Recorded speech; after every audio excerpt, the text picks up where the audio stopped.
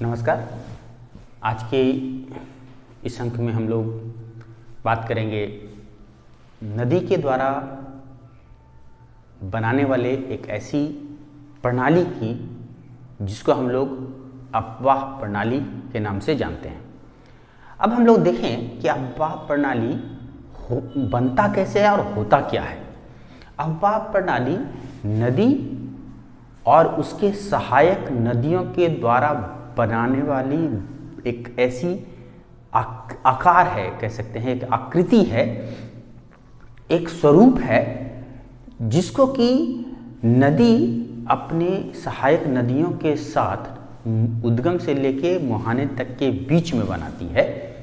और यह जो अपवाह प्रणाली है यह नदियों के बहने की दिशा, जिस चट्टानों पे वह बहती है उसका स्ट्रक्चर, उसका संरचना, उसका स्लोप और उसका कठोरता पर निर्भर करता है। इसलिए हर क्षेत्र में बहने वाली नदी एक विशेष प्रकार की प्रवाह प्रणाली या अपवाह प्रणाली का निर्माण करती है, जिसे हम लोग रिवर ड्रेनेज बेसिन के नाम से जानते हैं।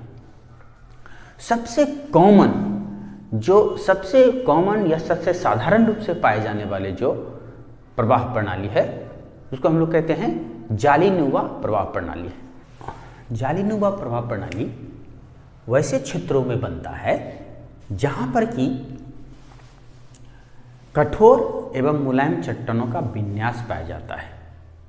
अर्थात हम कह सकते हैं कि इस तरह के चट्टानें जब कठोर और मुलायम चट्टानें पाई जाती है, मतलब लेयर में, अलग अलग लेयर में जब कठोर और मुलायम चट्टानें पाई जाती है तो वहाँ पे जालीनुमा प्रवाह प्रणाली का निर्माण होता है। और वैसे क्षेत्रों में जो नदियाँ होती है वो स्लोप को फॉलो करती है। तो ये जो मुख्य नदी होती है वो स्लोप को फॉलो करते हुए आगे बढ़ती है और इसकी जो सहायक नदी होता है वो चट्टानों के विन्यास के कारण समकोण पर मिलती है। ये मान लीजिए मुख्य नदी है और ये समकोण पर मिलने वाली इसकी सहायक नदी है। और यह जो सहायक नदी है इसके भी फिर सहायक नदियां होती है जो कि इसके समकोण पे मिलती है। तो इस तरह से सभी नदियां का सहायक नदियां जो है उसके समकोण पर मिलती है। इस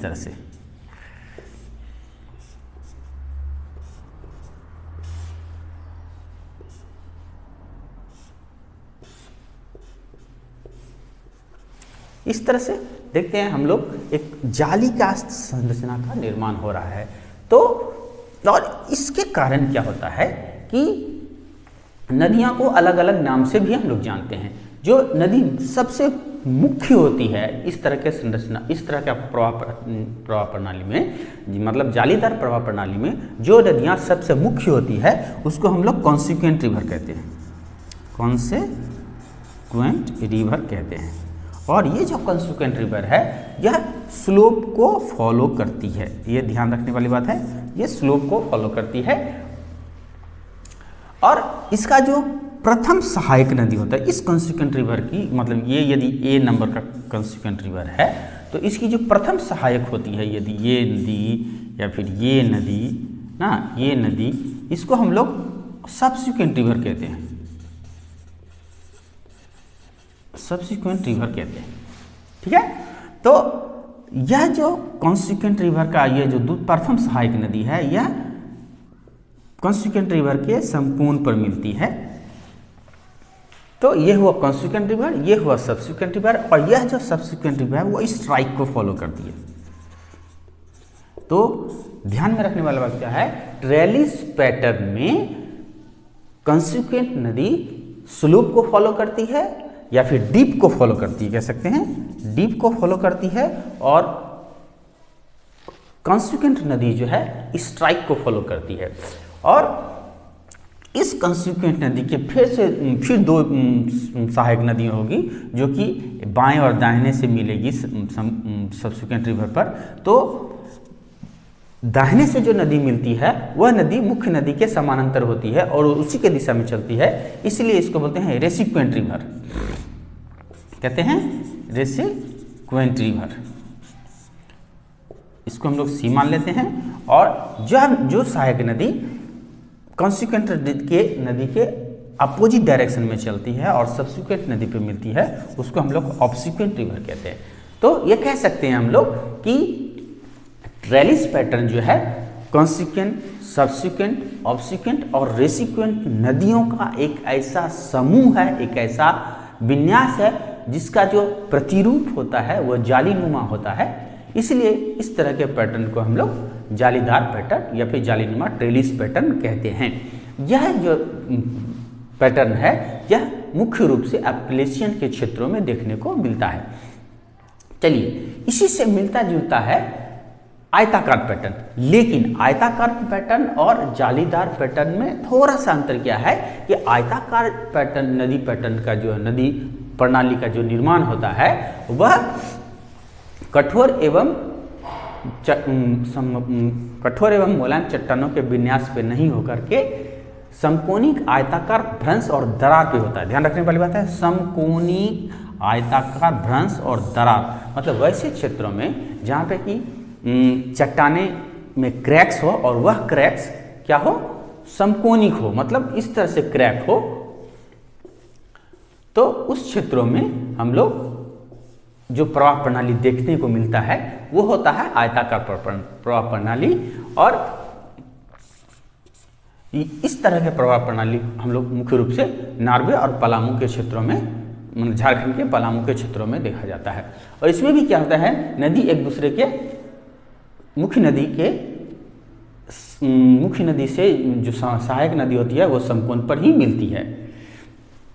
और इस प्रवाह प्रणाली में प्रवाह प्रणाली के दो रूप होते हैं, बारबेट प्रवाह प्रणाली और एंगुलेट प्रवाह प्रणाली। बारबेट प्रवाह प्रणाली में क्या होता है कि जो सहायक नदियां होती है वो मुख्य नदी से हेड इरोजन के द्वारा मिलती है, जिसके कारण इसकी जो मिलन बिंदु है, मतलब जहाँ पे संगम होता है मुख्य नदी और सहायक नदियों का, वहाँ पर वह न्यून कोण बना देती है। लेकिन यह डिपेंड इस क्रैक्स के द्वारा ही होता है, इसलिए उसको हम लोग आयताकार प्रवाह प्रणाली के अंतर्गत ही रखते हैं। और सबसे मुख्य जो प्रवाह प्रणाली होता है, अववाह प्रणाली होता है, जो नदियों में मुख्य रूप से देखा जाता है, उसको कहते हैं डेंड्राटिक प्रवाह प्रणाली, मतलब पादपाकार प्रवाह प्रणाली। यह जो प्रवाह प्रणाली है यह वैसे क्षेत्रों में मिलता है जहाँ पे कि जो मैदान होता है सपाट होता है और बहुत विस्तृत होता है, मतलब सपाट विस्तृत होता है, साथ में उसका जो ढाल होता है मंद होगा, और वो जो चट्टाने जिस चट्टानों पर नदी बहती है वह चट्टाने इम्परवियस होना चाहिए। इसका मतलब अर्थात कि वह अप्रवेश होता है, जल जो है वह परकुलेट करके अंदर नीचे नहीं जाना चाहिए। वैसे क्षेत्रों में डेंड्राटिक पैटर्न का निर्माण होता है। इस पैटर्न में क्या होता है, ऐसे देखा जाए तो डेंड्राटिक जो शब्द बना है वो डेंड्रोन से बना है, डेंड्रोन से बना है। इसका मतलब होता है पेड़, अर्थात नदी प्रणाली या फिर अववाह प्रणाली का निर्माण पेड़ के तरह होता है। इसका मतलब है कि एक नदी होगी और उसकी जो सहायक नदियां होती है वो उससे न्यून कोण पर मिलती है। इस तरह से देखिए, उसकी जो सहायक नदियां होती है वो न्यून कोण पर मिलेगी, तभी पेड़ के तरह का संरचना का निर्माण होता है। और इस तरह से जब अब प्रवाह प्रणाली का निर्माण होता है तो उसको हम लोग डेंड्राटिक पैटर्न कहते हैं। यह प्रवाह प्रणाली फिर से जानेंगे कैसे होता है, सपाट क्षेत्रों में होगा। सपाट के साथ साथ वह क्षेत्र बहुत ही विस्तृत होना चाहिए, चौड़ा होना चाहिए, वैसे क्षेत्रों में होता है। साथ में उसका जो ढाल हो तीव्र नहीं होना चाहिए। तीव्र होने के कारण क्या होता है, यह जो पैटर्न है वो मुख्य विस्तृत रूप में नहीं दिखाई पड़ेगा हमको, और वह जो चट्टाने होता है जिस पर से ये नदियां बहेगी वह चट्टाने अप्रवेश चट्टान होनी चाहिए। और इस तरह की चट्टाने हम लोग ग्रेनाइट चट्टानों में देखने को मिलता है। तो इस तरह के प्रवाह प्रणाली का निर्माण होता है। तो साधारण रूपों में हम कह सकते हैं कि जब मुख्य नदी से सहायक नदी न्यून कोण पे मिलती है तब हम लोग डेंड्राइटिक पैटर्न का निर्माण होता है। और यह जो डेंड्राइटिक पैटर्न है यह 3 प्रकार के होते हैं। पहला है पीनेट पैटर्न। पीनेट पैटर्न में क्या होता है कि अब हम लोग देखते हैं किसी पक्षी का पंख यदि इस तरह से है तो नदी क्या होगा, इस तरह से मिलेगी।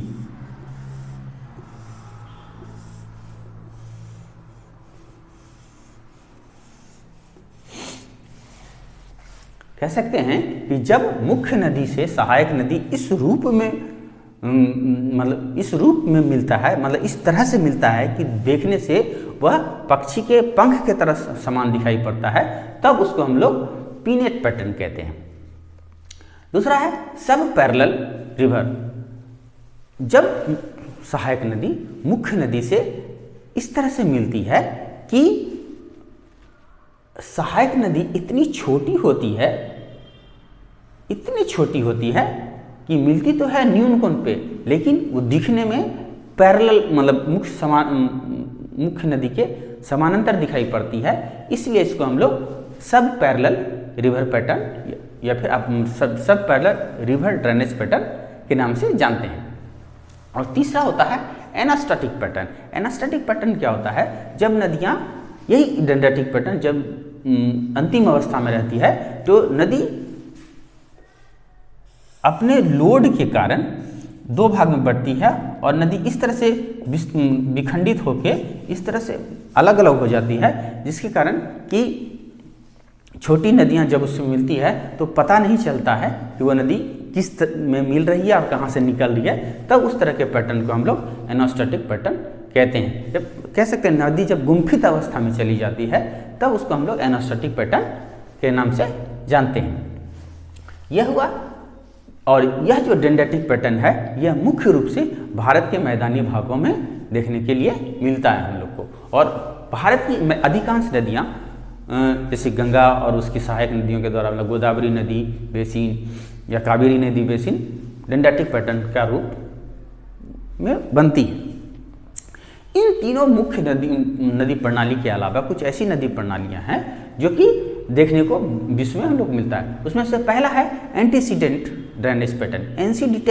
एंटीसीडेंट ड्रेनेज पैटर्न वैसी नदी पैटर्न को कहते हैं या ड्रेनेज पैटर्न को हम लोग कहते हैं कि जब नदी किसी स्थान पे बह रही होती है और उसी स्थान पर जब धरती का उत्थान होता है तो वह जो नदी है अपने पुराने मार्ग पर ही चलती रहती है और चट्टानें उठकर ऊपर उठ जाती है और नदी अपने पुराने अवस्था में ही चलती रहती है। तब उस तरह से हम लोग जिस प्रवाह प्रणाली का निर्माण होता है उसको हम लोग एंटीसीडेंट प्रवाह प्रणाली कहते हैं। मान लीजिए कि ये यहाँ पे देखें हम लोग, ये नदी है जो इस तरह से बह रही है, ठीक, और इस भाग का जो चट्टान है वो ऊपर उठना चालू हो गया, लेकिन नदी का जो अपर्दन कार्य है वो अब इस चट्टान के उठने से ज़्यादा होता है। मतलब अपर्दन कार्य जो है, ये जो चट्टान उठ रही है उससे तेज होता है, जिसके कारण नदी अपने पुराने मार्ग को ही फॉलो करती रहती है या फिर अनुसरण करती रहती है, जिसके कारण एक नए ड्रेनेज पैटर्न का अववाह प्रणाली का निर्माण होता है, जिसको हम लोग एंटीसीडेंट ड्रेनेज पैटर्न कहते हैं। इस तरह के प्रवाह प्रणाली हमारे सिंधु और सतलज नदियों में देखने को मिलता है। अब है सुपर इम्पोज्ड ड्रेनेज पैटर्न। कभी कभी क्या होता है कि नदियाँ बहती रहती है और वो बहते जब डीप इरोजन के कारण ऊपरी चट्टानों को काट करके निचले चट्टानों में बहना शुरू करती है। और तब क्या होता है कि यदि ऊपरी चट्टान से निचले चट्टानों की संरचना एकदम अलग होती है तब नदी एक नए पैटर्न का निर्माण करती है, जिसको हम लोग सुपर इम्पोज्ड कहते हैं, सुपर इम्पोज्ड ड्रेनेज पैटर्न कहते हैं। इस तरह के ड्रेनेज पैटर्न कनेक्टिकट एरिया में दिखाई पड़ता है। इसमें क्या होता है कि नदी मान लीजिए ये एक चट्टान है, इस पर नदी चल रही है और नदी चलते चलते काट के निचले वाले सतह पे चली जाती है, तो दिखाई पड़ता है कि नदी ऊपरी वाले चट्टान पे नहीं निचले वाले चट्टान पे बहती है। उसको हम लोग सुपरइम्पोज्ड ड्रेनेज पैटर्न कहते हैं। अब है ये दो पैटर्न को एक साथ पढ़ते हैं, सेंट्रीपिटल पैटर्न और सेंट्रीफ्यूगल पैटर्न। सेंट्रीफ्यूगल पैटर्न को हम लोग रेडियल पैटर्न भी कहते हैं। मान लीजिए कि कुछ ऐसी नदियां होती है, एक जो कि एक कोई ज्वालामुखी पर्वत है और उसके चारों तरफ नदी बहती है, या फिर इसको हम लोग क्रॉस सेक्शन में देखेंगे तो जब नदी, ये नदी है, इस तरह से भी नदी बह रही है, इधर भी नदी बह रही है, इधर भी नदी बह रही है, इधर भी और इधर, मतलब जब किसी सेंटर से नदी चारों तरफ बहती है तब उस तरह के प्रवाह प्रणाली को हम लोग सेंट्रीफ्यूगल प्रवाह प्रणाली कहते हैं। इस तरह का प्रवाह प्रणाली बिहार के पारसनाथ में देखने को मिलता है। चलिए, उसके बाद है सेंट्रीपिटल प्रवाह प्रणाली। ठीक इसके उल्टा, इसमें क्या है, नदी सेंट्रीफ्यूगल में क्या होता है, नदी बाहर की तरफ गई, ठीक है ना, किसी सेंटर से नदी बाहर की तरफ जाती है, इसको बोलते हैं सेंट्रीफ्यूगल पैटर्न। और जब नदी बाहर से अंदर की तरफ जाती है तब उसको हम लोग कहते हैं सेंट्रीपिटल प्रवाह प्रणाली। इस तरह के प्रवाह प्रणाली बेसिन क्षेत्रों में, मतलब चारों तरफ से पर्वतीय क्षेत्र हो और बीच में घाटी हो, उस तरह के क्षेत्रों में इस तरह के प्रवाह प्रणाली को देखने के लिए मिलता है। इस तरह का प्रवाह प्रणाली हम लोग के भारत में चंबल बेसिन है, काठमांडू के बेसिन में चंबल बेसिन,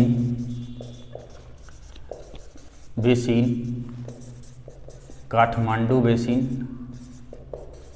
नेपाल के काठमांडू बेसिन में इस तरह बेसिन में क्या होता है, चंबल बेसिन में क्या होता है, बिहार है, बिहार के चारों तरफ पर्वतीय भाग है और बीच में यहाँ से नदी